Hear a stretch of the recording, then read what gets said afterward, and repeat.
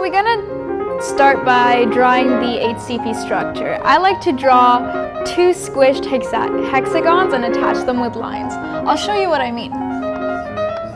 So this is my squished hexagon. Oops. And this is my other squished. And these lines just connect simply. It's not always perfect. There you go. Now I'm going to draw in the atoms. I know that Professor Ramsey likes to draw in like a quarter or a third, like draw in the slice of it. I'm just going to draw in the full atom. It's kind of complicated on the board. So we know that every atom goes in each corner.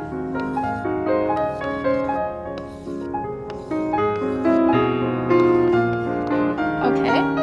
And one atom fits in the center of each hexagon. 3 atoms are in between these 2 planes, but I'm going to draw it so that 1 is facing towards me and 2 is in the back. So 2 in the back, 1 in the front. I did this for a very important reason, and that's because it forms a tetrahedral site right here. I'm going to draw this tetrahedral site bigger because that's what's going to help us find the A to C ratio. So, a simple tetrahedral site is composed of many triangles. So, the height here, it goes down the center, right in the middle of this bottom plane. That is what I call the height. And this little buddy here, that's our x. And every single side on this tetrahedral site is A. It's an equilateral triangle. So what we want to find is this A to C ratio. But what we know is that we have an H and an X, both unknown, except we want to relate these things. So how I would relate this, because this is a right angle triangle, I would say that H squared plus X squared is equal to A squared. And that would just be the interior triangle of this tetrahedral site.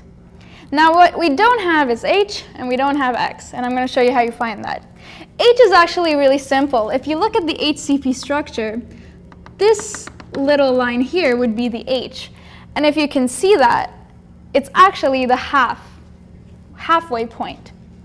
So H is equal to C over 2. Good, we got that down. Now we want to find the x, because it's missing from our equation.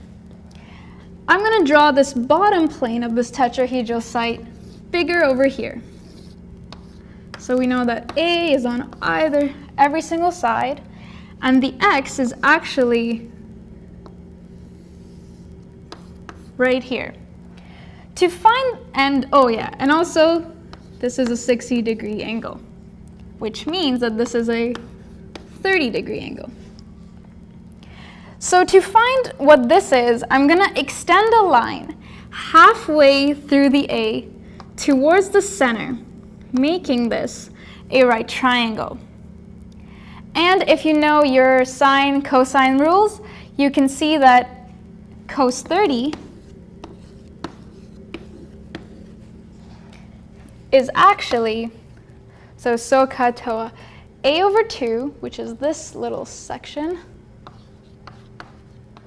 all over x, adjacent over hypotenuse. And if you know what cos 30 is, which you all should, it's actually root 3 over 2. If you just solve for x, so this is root 3 over 2, is equal to A over 2x, that's an A over 2x, so solve for x, and you get A over root 3. So now we have x. Lovely.